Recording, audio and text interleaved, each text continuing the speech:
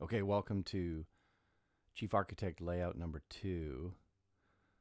This will be an 11 by 17 example, and here's a regular 24 by 36 example. And you can always tell what page we're on because in layout you have this page thing in the middle where you can click on the number and type in what page you want to go to directly, or you can use the arrow indicators. So you saw how to build this part here on page 0. You can go in here and you can change all this stuff.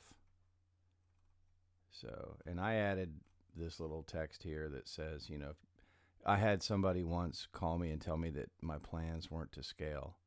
And it turned out when they printed it printed it 95% instead of 100%. So everything was a little bit off. And we didn't find that out till I had to walk them through everything. And then they said, oh, the printer defaulted to 95%. So then I said, okay, you need to reprint it.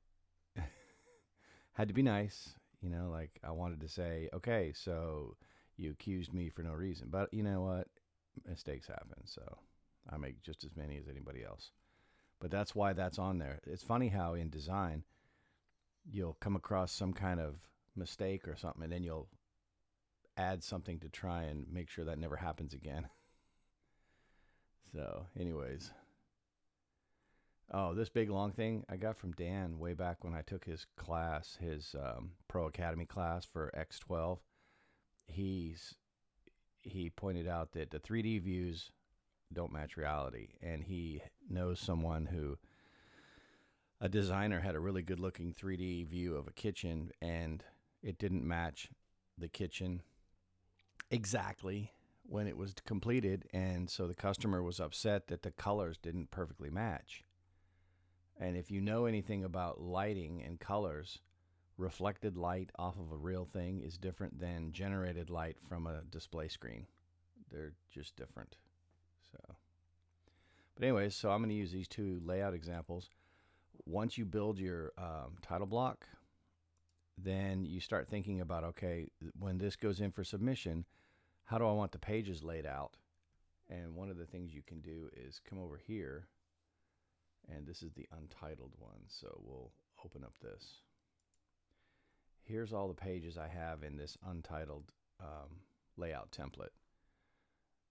And you might have a totally different workflow. For me, I do a lot of one-off as-builts or new homes. I never repeat design because I don't really actually design. People bring their ideas to me, and then I create documents so they can get a permit. And as-builts are all custom, every single one. So whatever works for you, this is what works for the county of Kitsap. This is what they're used to seeing. So take what works for you and leave the rest. Here's where I have the drawing sheet index. I still haven't remembered how I built this. I remember doing it once. Evidently, it's living right here on the layout sheet. But when I remember, I will spend some time on showing you how I do it. Because it's pretty simple. It gives you the page. And I used to have this on page 0 so that every single page had this on it. But I needed some space on one of these, so I just moved it to the front. Oh, and I think, yeah, no, that's different. So like there's always a general notes page. If you guys want some of these notes, some of this stuff is very specific to the region that I'm in. Here's Snohomish County. I don't have Kitsap in here, but on a typical layout, I figure out all this stuff for all the counties around where I work, and then I just drop in. Since this is in the gray area I was talking about before, none of this prints. The gray area does not print. It only prints this white area. So you can save things to the outside. Like, look at this. I got all kinds of stuff all over the place here.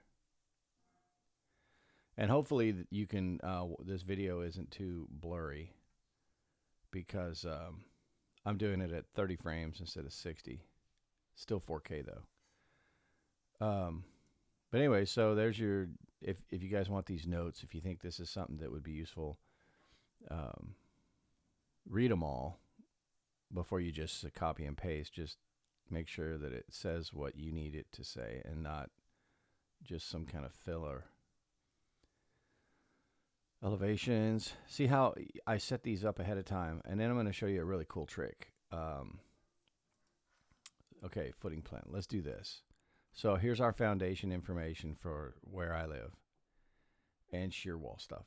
I'm going to open up a new plan.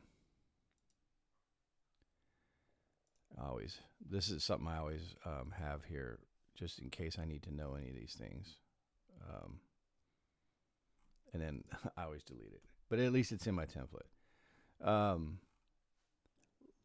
Watch this. We're going to do something really quick on the fly. I'm going to take an exterior wall. Yeah, sure, lap siding, whatever. And like Dan always says, start your wall with your right mouse, drag, and then when you let go, it's still connected. You know what I mean? Now you're just dragging and clicking. And some people here, I'm going to fix this problem right now.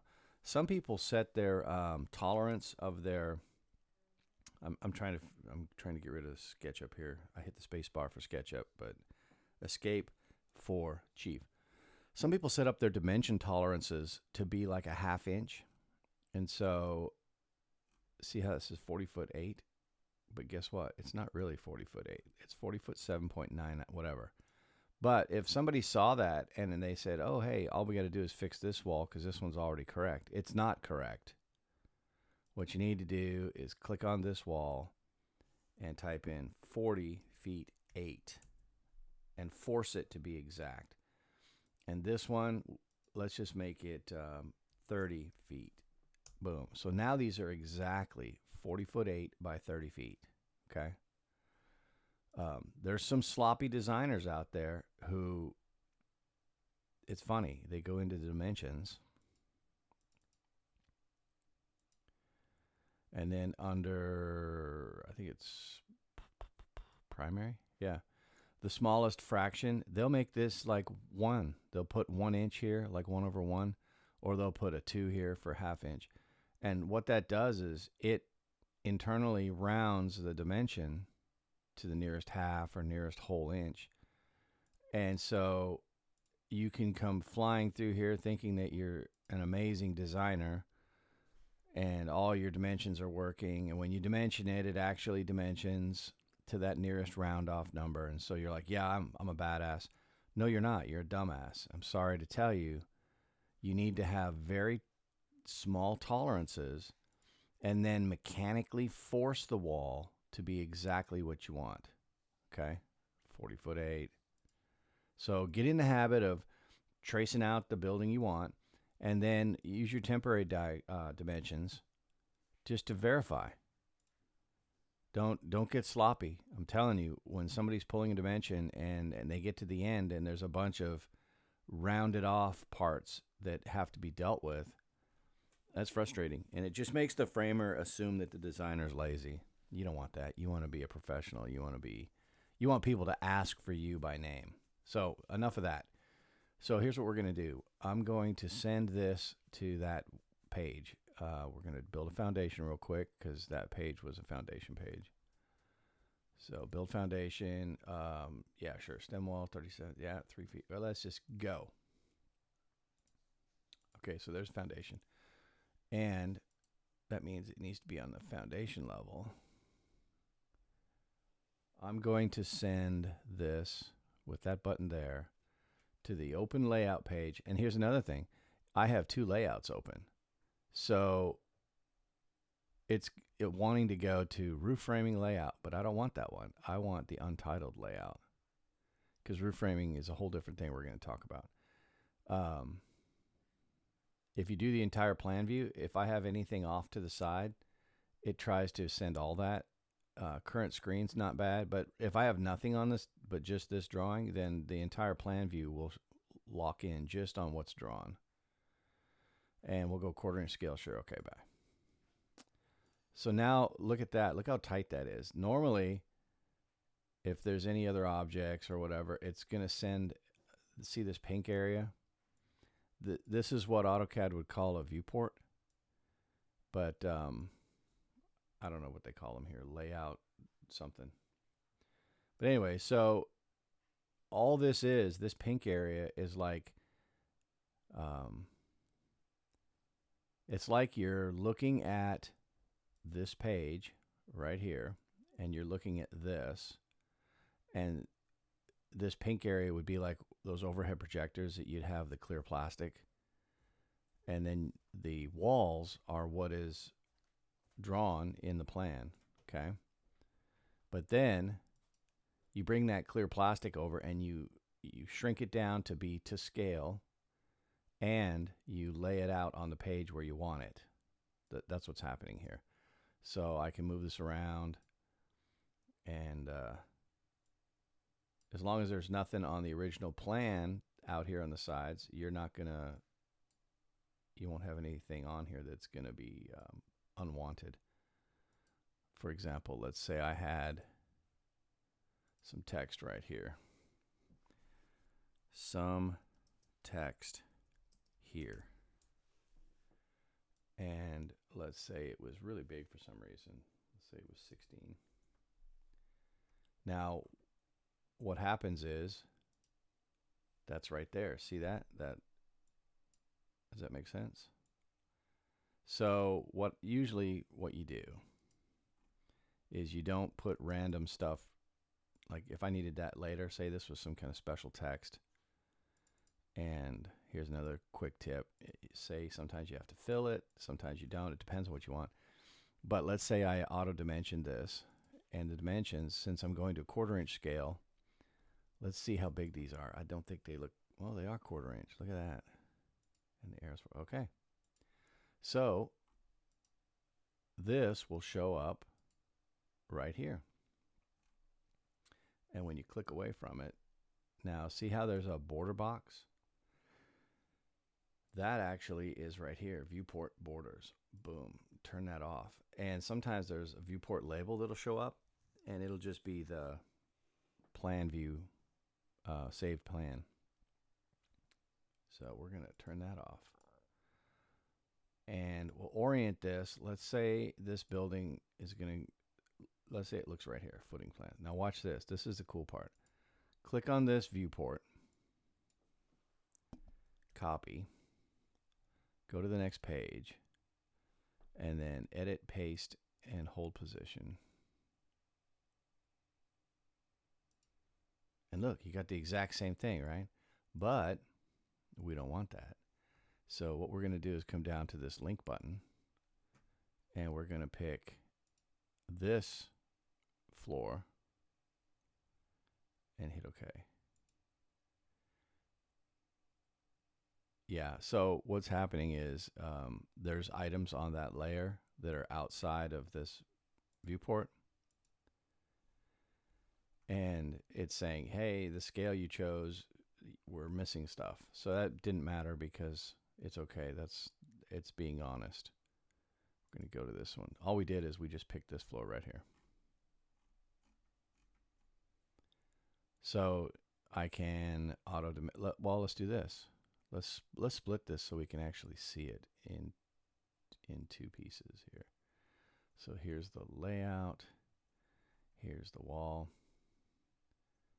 And if I'm in the layout window and I go straight interior wall, and then I want to change that for the next wall to be interior 4. All these other ones are going to be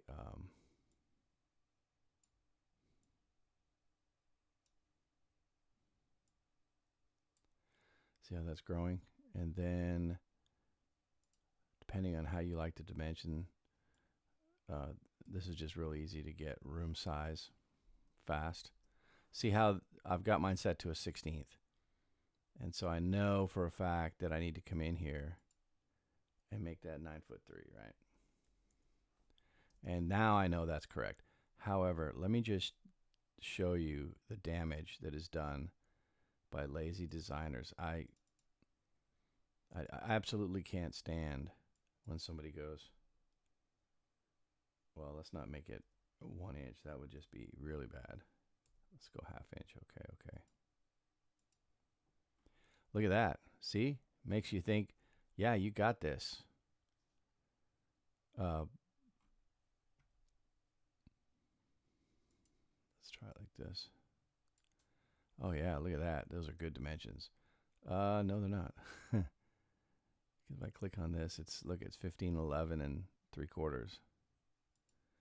But the software says it's 16. Yeah, exactly. I think I've beaten that horse. Poor horse. So we're going to go back and put this to a 16th. Don't do any more than a 16th. I don't even think framers can figure out what a 32nd is. I know I have a hard time with that. And I'm not a genius, but it's a joke, people. Don't take it too personal. All right. There's that. And then in a real set of plans, you're not going to measure from the inside. You're going to go over to it, over to it, over to it. However you want to do it, you're going to, maybe this will do it. Yeah. Get rid of this. So this wall here, 13'3". Boom. Oh, and you know what? That's cool. So I could do this. And then I could do this. And see what I did is I just, since it was a ½ inch out, I moved them to where they're all whole inches. So you just have to lay out over this wall. And let's prove that it's accurate. Yep. Okay. So there you go. So now what's cool is on your layout, you have a foundation view that's dimensioned, and you have the plan view.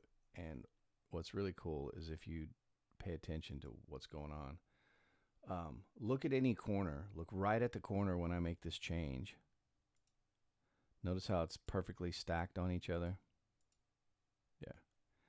That's because we took one viewport and we copied and pasted it by holding position. So copy. Let's see, what is this page? Framing floor one. Okay, so we could go paste and hold position. I have a Stream Deck button for that. And you would go to this link and framing floor one. And hit OK. And then the other thing is that's actually looking at the ground floor. So I would have to, yeah, so I haven't framed the floor yet for this. Framing floor one. And then you would make sure that it's, when you're going to the framing floor one, it opens up on the first floor. And so I'm just distracted by a dump truck driving by. Okay, this is all good. And we're going to frame all this. So build framing. Let's just build the walls. And since it's the framing layer, sure. Okay. So now we're going to go back here. See how that it was the foundation, but now it's this.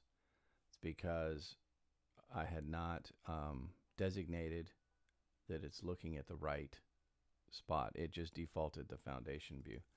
So there you go. So I've got the foundation on the foundation page, or the footings, whatever you've got it called. This is the foundation. So this should actually be, let's just make it the foundation.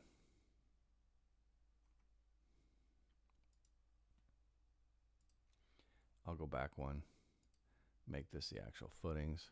And they're probably going to be the same for now because I haven't really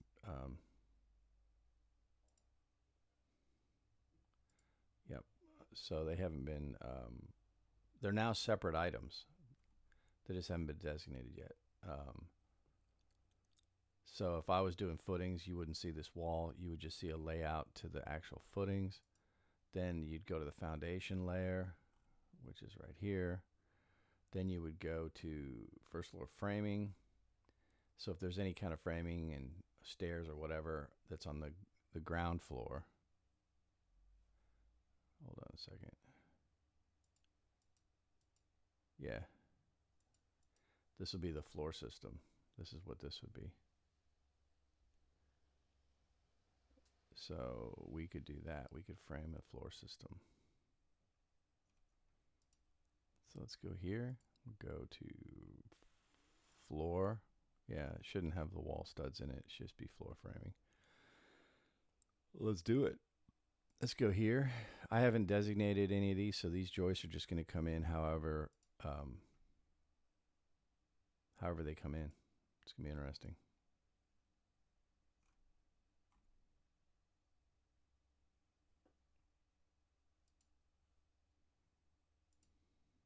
Okay.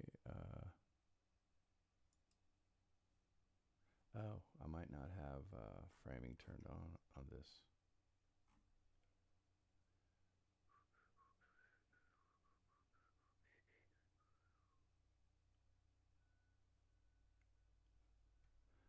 All right, well.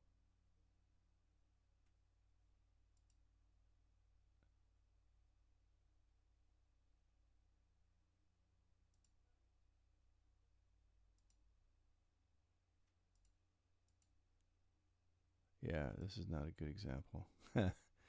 It always happens like this for me. This is just how it is.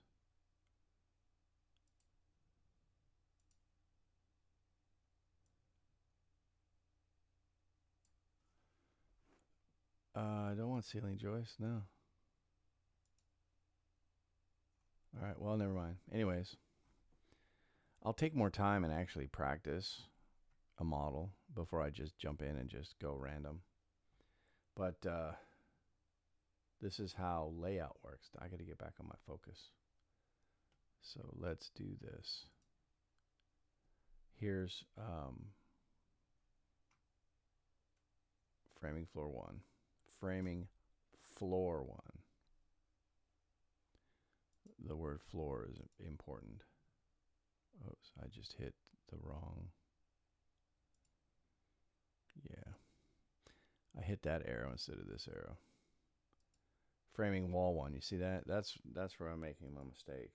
I've got this all set up. This is floor joists and everything, and locating the toilets so that you don't joist in their way. Here's the wall framing, and here's the plan view. So the plan view, I have a lot of default text. You're welcome to take a look at. And I put these little icons on the plan so that I don't have to dirty up my plan with a bunch of words all over the place. This doesn't look like it's blocked correctly. Yeah, I wonder what the deal is with this. I wonder if it's sometimes when you block stuff and then yeah, like there's doubles of some of these. If you change the font, it's crazy how it doesn't stay blocked right. I've noticed that. I had all these blocked, and then I'm pretty sure if, let's see, replace fonts. So I'm using this font. I bought a macro from a gentleman up in Alaska, and it requires this font to do windows and doors correctly. And so I just set, it's Arial, but it's been modified so that it can do superscript. And I just make everything that. And then sometimes it runs into other fonts that I have somewhere else that I haven't fixed. So I go to Chief and I say Edit, Replace Fonts, and then it universally replaces all fonts throughout your plan. See, like right here. That's all blocked. And then I will unblock. And then I will down. Yeah, so I don't know what happens there. Bugs me though. Because it's just, this is all the time saving that I put into some of this stuff. And then I end up having to waste time on something that you're like, no, why did it do that? like this. What is going on here? So how do I grab this? Okay, so there it is there. I'm going to go unblock. And then I'm going to go, I don't know. What is the deal here?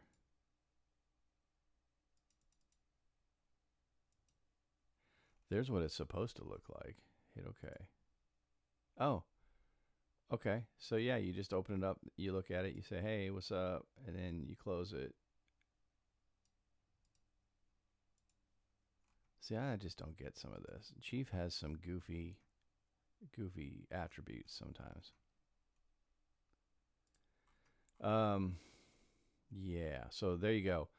You just build these pages as you need them, and then you put your information in there that you think you need. This is Washington State's new energy code. I've looked at 3 or 4 different counties to see how they're managing all this, and so this is kind of a walkthrough. You just go down this list of things, and even it's skewed. Why is this over here? Huh. Yeah, I don't know, man. It sucks when you build a template and then you open it up and it's not even the same as how you built it. And it's usually based on something with the text is off. So let's look at this one instead. This is a long time ago. I started putting together a book and I wanted to do it in 11 by 17. And I got distracted. So I'm going to get back on this and try and make it work. At first, it was just going to be roof framing, but then it started evolving into other things. And it's like, man, I hate being pushed around. I have a plan, and then I allow my plan to be deviated, and I hate that. So as you can see, going through the different pages, you can use, this is Build Calc. This guy's pretty cool. He made this app. It's based on the Construction Master, which is right here. This is actually what I carry. The pull saw only when I need to like cut stairs, or in fact, this is actually for doing stairs. This picture, but it's a good picture.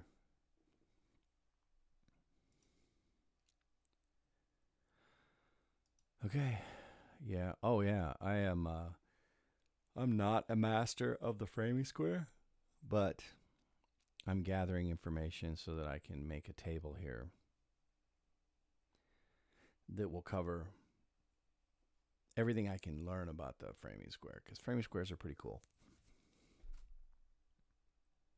So here's the different ways that I calculate a roof. Pythagoras theorem, c squared equals a squared plus b squared. That's pretty obvious. A lot of people do that. This one's not necessarily for square angles. This is more for just 3-sided triangles.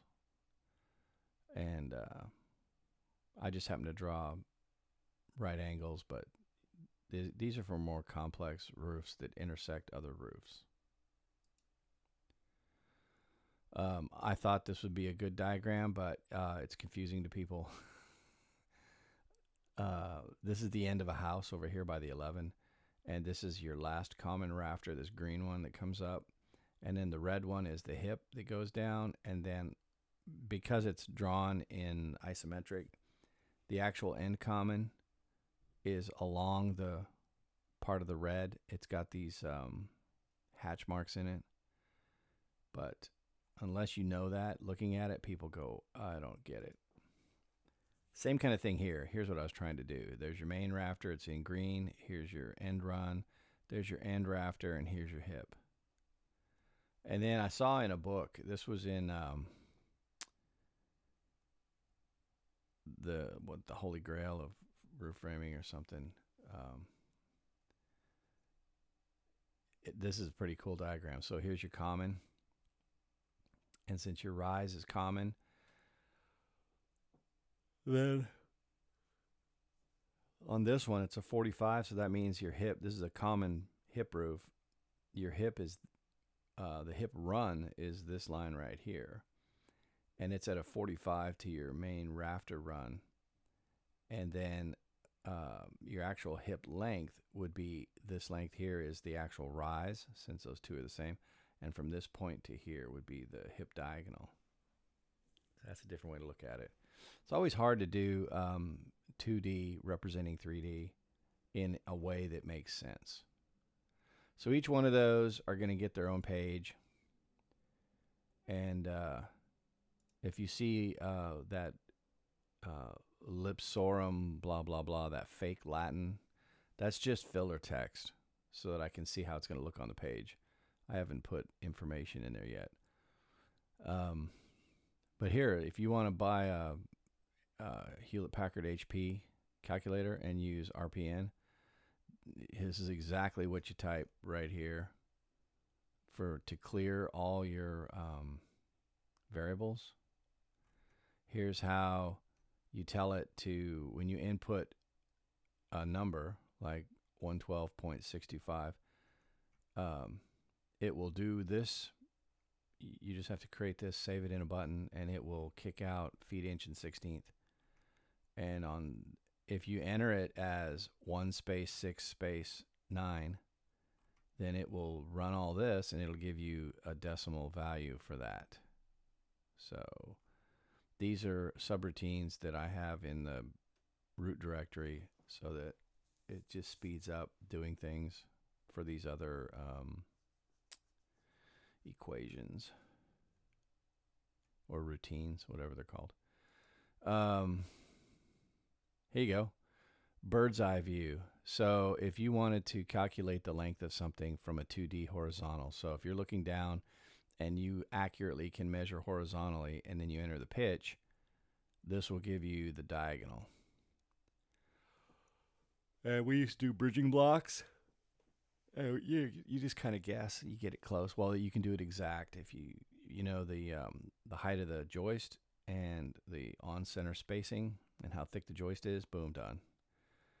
Collar ties, raised ceiling, hexagon, octagon, and tray. So these are all some of the things that I used on this graphing calculator. When you buy this, there is no programs in there. You have to build them all. So that's what those previous pages did.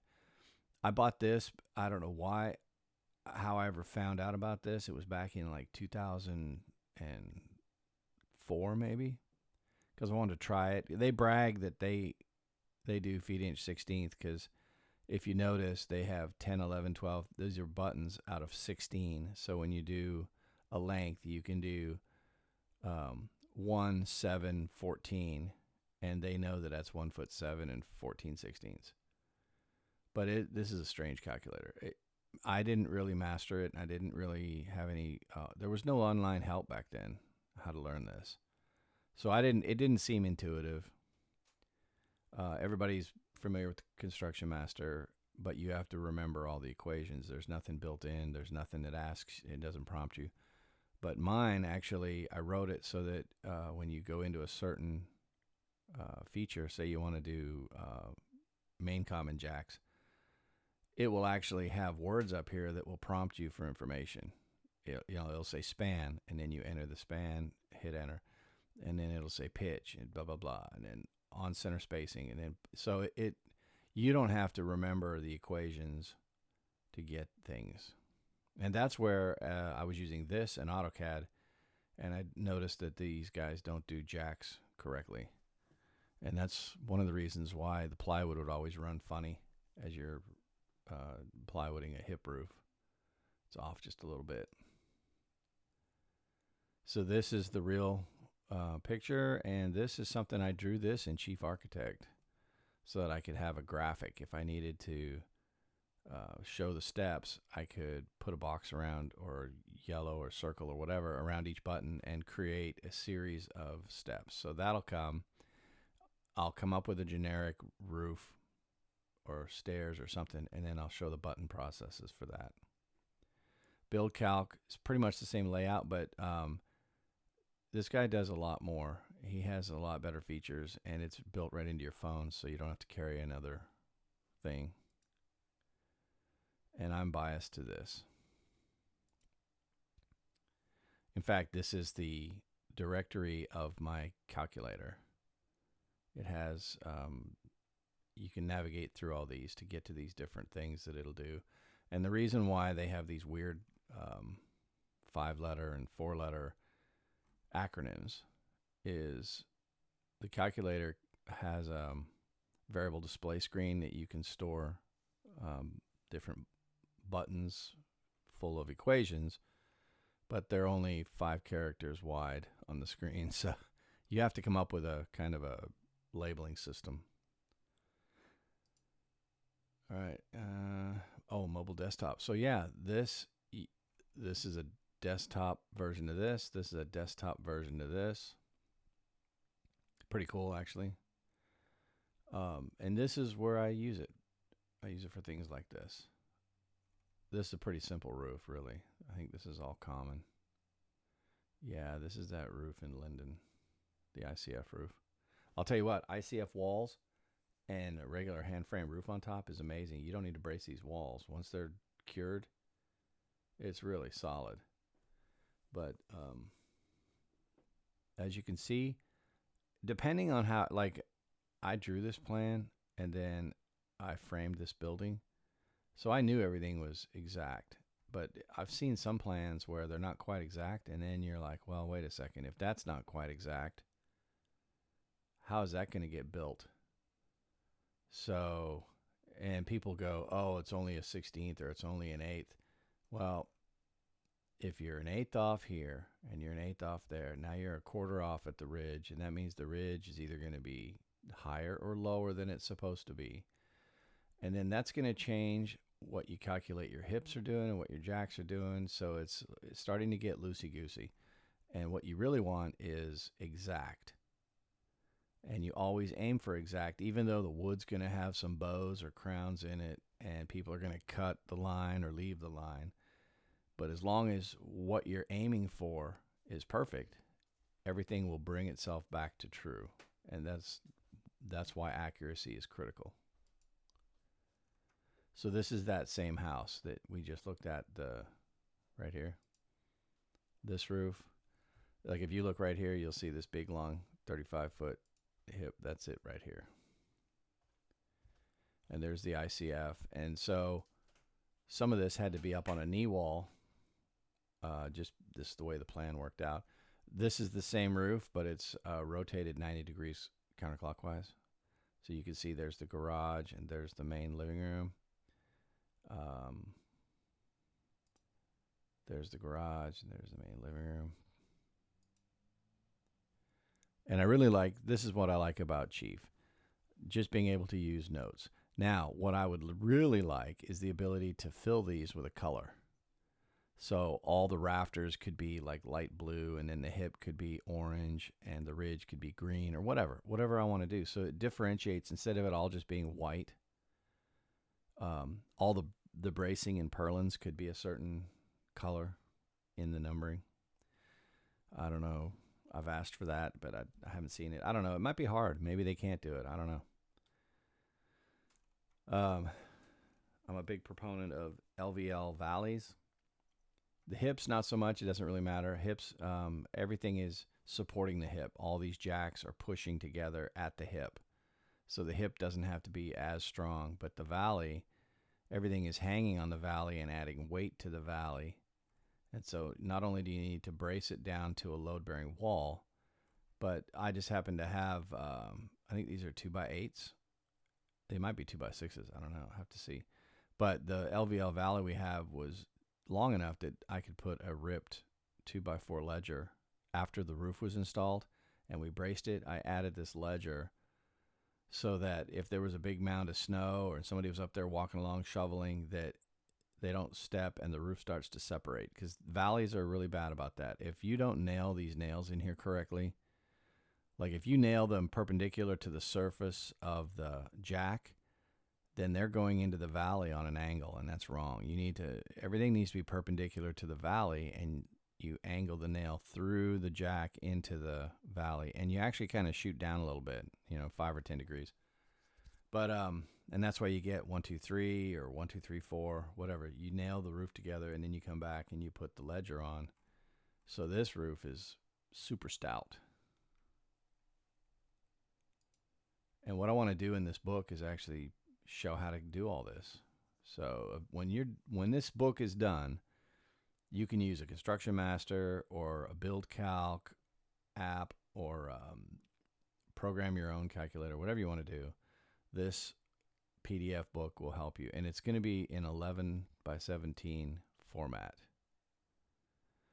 So here's a different roof, and all I'm showing here is everything is controlled by ridges. So you go through the project and you identify all the ridges, and then you can do a span for each ridge, and then you can do the pitch for each ridge. And just with that information, you can get all the commons and typically the jacks. So a lot of this roof can be done really easy. And this is another very simple roof. It looks like this roof is all in the same elevation except like E here.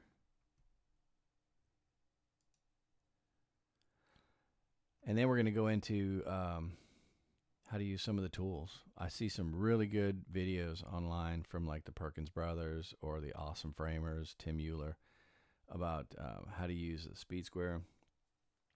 Dr. Dax had a good one. So some speed squares, this heel or shoe or whatever people want to call it, is really thick. Like on the Martinez speed square, it's over a ½ inch in thick. And that's something Dr. Dex said, if you're using this for decking and you're trying to get into that little gap between the two deck boards, you need a thin base. And some of the thicker bases, they'll come with built-in vial levels and all kinds of neat stuff. But when I started framing way back, like 89, Swanson was the main one everybody had because they were like the only ones. And it wasn't their plastic. They have a aluminum one. And I still got mine. It's bent. It's curved because it sits in my nail bags, and my my big butt pushes up against it all day long, and so it has a bend to it. It doesn't affect it other than when you look down it, it's got a curve to it. So I'm sure a titanium one would be better, but yeah, not for $200 or $250 or whatever they are. So this is how you do a rafter. What I'm showing here is this is actually an 8 and 12. So from your pivot point, you run it through the 8 common. The commons are the rafters, and then the hip valleys. That's obvious. That's hip valley. So an 8 and 12 hip is going to go through this line right over here. And these are the components of a rafter. This happens to be, I think, a 2x8 just by how this tail looks. And this is cut for Washington State because they like to have exposed tails. Never figured that out. Everywhere in Texas or Tennessee that I worked, Kentucky, Georgia, all that, they like closed soffit with soffit venting. And up here in Washington State, they like exposed tails with bird blocks, which are 2x, that's the height of the rafter with holes drilled in them, and then a mesh screen over them so that the air can get in. I always thought it looked cheap, man. When I first moved up here, I was like, man, what are they doing? But I guess they just don't want to spend the money or time on closing in the eaves. So instead, they put on this really fancy plywood for the first row of plywood that doesn't look like OSB. And then they use shorter shingle nails, roofing nails, so they don't punch through, so that the underside looks nice. And then the next row, you could go with your standard OSB. So it's just what people are used to seeing. So here you go. Here's how you calculate if you're using reverse Polish notation. This is the equation that you would need to do hip. And the valley is calculated the same way as a hip. So this is interesting. I did this a long time ago just to, in my mind, I was trying to figure out, okay, what are all the different types of jacks based off of, do they have a bevel and an angle, or do they just have an angle, or do they have a tail, or do they have the tail cut off? Or do they, some of them float from a floating hip down to a valley, so they're going to have a bevel and an angle at the top and a bevel and an angle at the bottom. So I just drew this generic roof pattern out, and I use a saw that has the blade on the right hand side. That's just always what I learned on, and the 300 or 400 houses that and apartments and hotels and whatever that I've cut. That's just my go-to saw. It's light. And when you come to the West Coast, ego gets involved, and they're like, if you don't have a worm drive, you're nobody. Okay, whatever. Whatever. I had a worm drive, and then it got stolen. So that sucks. But these are all the different ones I could come up with. If you guys can, if you think of any other style. So when I say direction of compound cut, that's because the blade is on the right, and I'm tilted the saw over the bevel amount, and I'm pushing away from myself. So if you're used to a worm drive with the blade on the left, then these are all opposite. These are backwards. So I guess what I could do if I really wanted to be nice, I would say make two of these, and one of them would say blade on right, and the other one would say blade on left, and the arrows would be going the other way. So there you go. Maybe I'll do that because, you know, we're all one big framing family. Here's how you do jacks. And anything that's in quotes, that just shows up as text. So this is the prompt. It's saying centers in inch. So then you type in 16, and when you hit enter, it stores it as letter C. And then main pitch, so you type in 8, and when you hit enter, it puts it as H. And then it's saying H over 12. Well, actually, it says H, and then it says 12, and then it says divide. That's how reverse Polish notation works. It uses the stack, and it saves that value as M. So that's what it's doing, is it's asking you a bunch of questions, and then in here, the internal...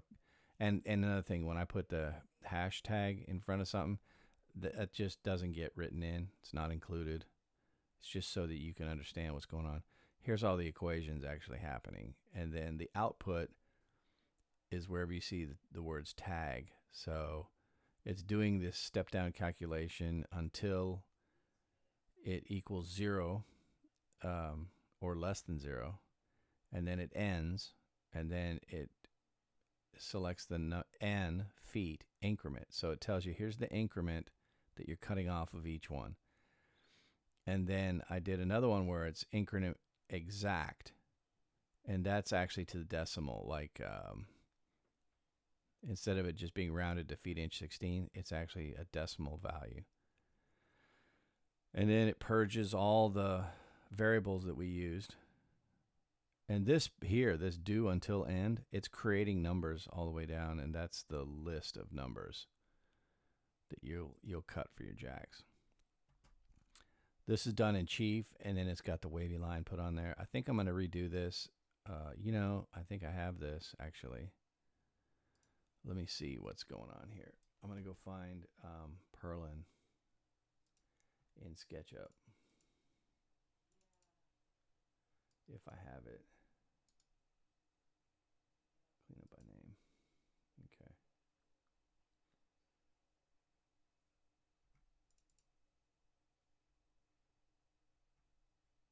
I'm looking. That silence just means I'm looking. Details. Maybe that's there. I did a Perlin. I just don't. It's not under roofs. It might be under framing. No, I would have thought I would have saved Perlin as under either roof. Well, roof. That's where it goes. But I have stuff spread out, and I need to consolidate. So, yeah, I'm sorry. Might be under here, details. Let's see what this one does.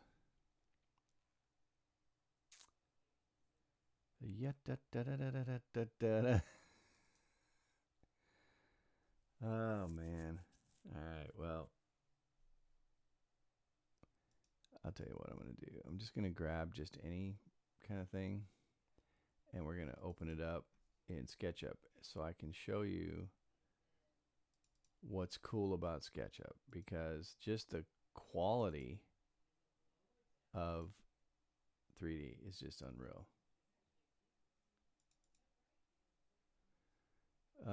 Do I have Perlin in that one? Nah. Let me open this one.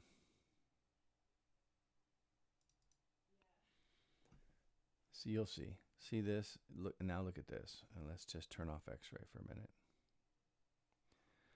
This is SketchUp, and as far as 3D goes, SketchUp is amazing.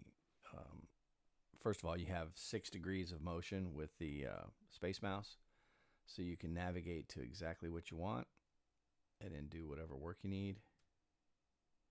I think that's wrong. I think these got off somehow. These blocks are wrong. I don't like it. But we can fix that. Just show you real quick.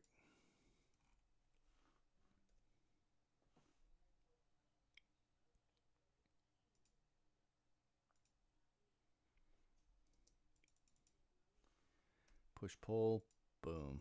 Okay, and you got it, space bar. And I hit save. So yeah, the downside to SketchUp is I had to draw all of this. Now the foundation, I used an extension from, I always say this, from Nathaniel Wilkerson. But look, I mean, his foundation is legit. It's even got the that tapered angled piece. But I told it 24 by 24 rebar and a bar down low and a bar up high in a monolithic poured slab. And it even has a curb with anchor bolts every 4 feet. And what's nice is SketchUp has that X-ray feature. So I like that a lot better than Glass House. So I love Chief for quickly doing things, but it never does the framing as precise. So my workflow is I will use SketchUp if I need this. Like no permit requires this, but I'll do this just so that I make sure that what I'm trying to draw is actually constructible. And I will include it as a non-scaled, like a, hey, this might help you out kind of image. And I'll take a bunch of different images from different directions because it helps the framers. They can look at it and they can see what we're trying to accomplish here. Yeah, this turned out really well. And it exactly, so on this one, I decided I would be fancy and I would lay out the valleys. And they worked exact.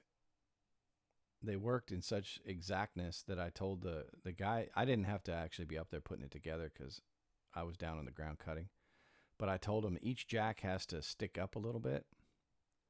Because at first he was like, hey, it's not lining up with your lines. And I said, go ahead and make it line up. And he goes, yeah, the jacks are sticking up. And I said, yeah, because the top of this has to plane to the center of the valley. And then the top of this has to plane to the center of the valley. And then it's correct. So if you just planed it to the edge, you'd be wrong.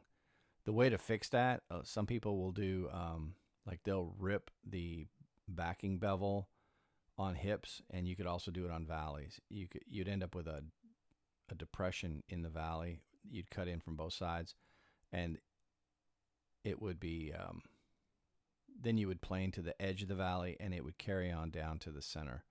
But since the valley's flat, you have to raise up the jacks. You'll see when you get out there, when you run a piece of plywood across here, you want it to plane to the center. You don't want it to plane to the edge. Otherwise, it's wrong.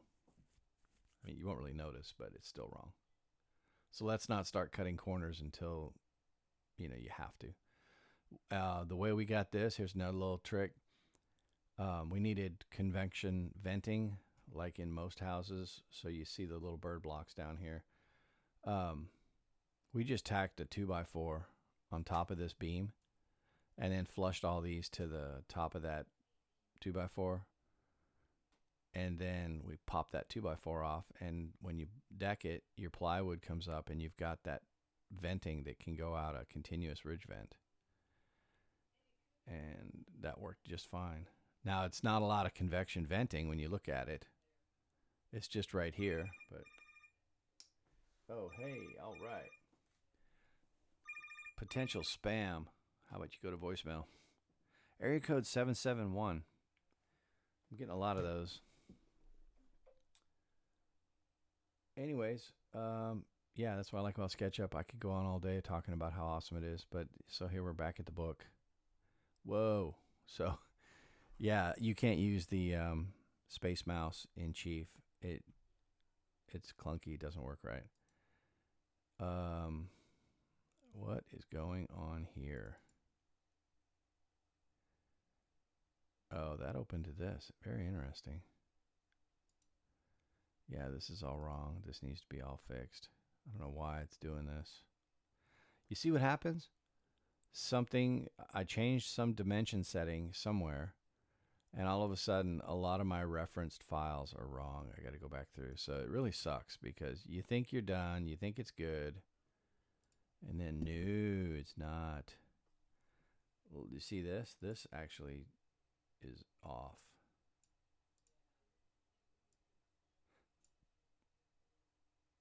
What is the deal here, man? Whoops. There we go. That should be something like that. So, I'm just showing you the book. Here's one of the roof styles I was talking about that works best with the law of sines. And there's that Latin filler space. But the law of sines is, where is it? I wrote it down up here somewhere. It's like side A over sine angle A equals side B over sine angle C. It's some kind of thing. So as long as you have 3 of the 4 variables, you can figure it out using the law of sines. And the only thing about a roof like this, where it's a steeper pitch on one end and a shallower pitch on the other, like this is sort of like how my house is. You run into this problem right here where the ridge is not really centered. You can center it and you'd be off a little bit, but if you really want to be exact, you calculate to where it works out where it's even across the top, but it wouldn't be to the center of where the 2 rafters actually meet. And that just makes sense because the angles are different. It doesn't matter either way. If I was to scoot this over, it's such a minimal amount that I don't think anybody's going to notice and no one will complain. Where are we at here? Here's all the different equations. I'm giving them away for free. This is fun, this porch to rafter thing. We used to just kind of get a 4 and 12, run a horizontal line, put a level on it, raise or lower it until it planed with the main roof, make a mark, pull the tape, take that mark, go down to the other side, pull the tape, make the mark, pop the line, and then do the same on the underside so that we could build a little holding wall and then just run them up there and shoot them in. Done. Or if I know all this stuff, I can show up in the job site and I can tell you right away, hook on here, pull up here, make a mark, pop a line. And you don't have to do all that. Well, let's just throw a temporary up there and figure it out. I mean, both ways work. Both ways are fine. If I didn't have my calculator or a computer with me, I would do it the first way. But since I can show up with this information exactly like this, I can just start cutting. And when the guys have this roof already braced out with purlin and everything, I can just start leaning these up and then tell them, hey, pop a line at this height and then make the tops meet at that line. And then they'll come in later and they'll build a wall underneath there. So whatever works for you. This is the shape of that porch to common triangle.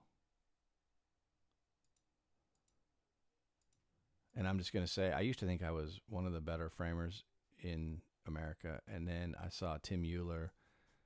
He learned how to do those German eyebrows. I'm like, holy crap.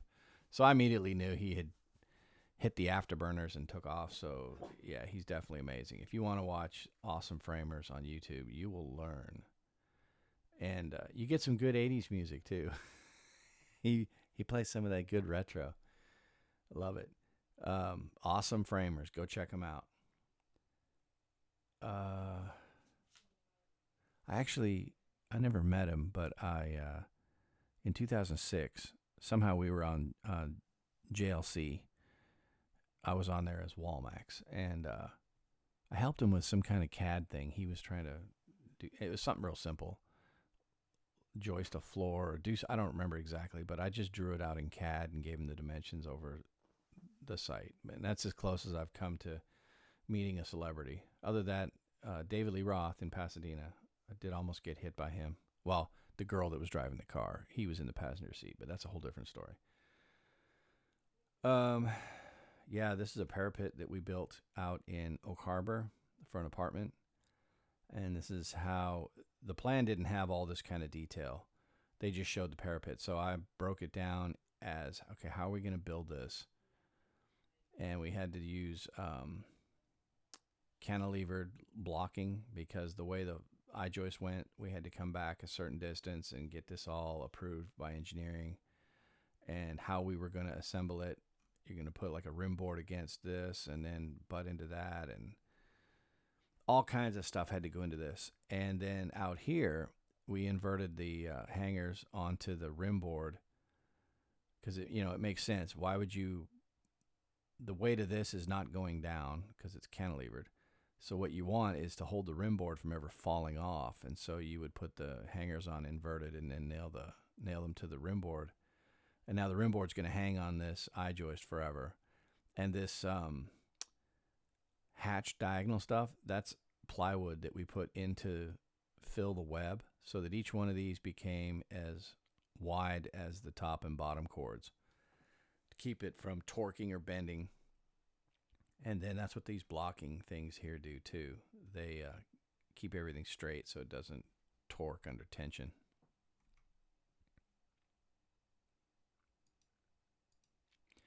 So yeah, I'm not a creative genius when it comes to design. I don't really have the eye for that, but I can definitely draw you how it's going to go together if you need to know that. Oh, bonus stuff, stairs. Awesome. Riser 1 will give you the number of risers as an option. Riser 2 will calculate the stairs for you. And Riser 3, I'm not sure. I'd have to go run my calculator for that. And there we go. We're all the way to whatever section this is. And as you notice, let me just go here.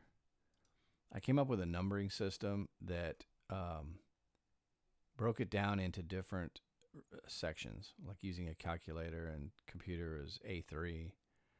A4 is roof.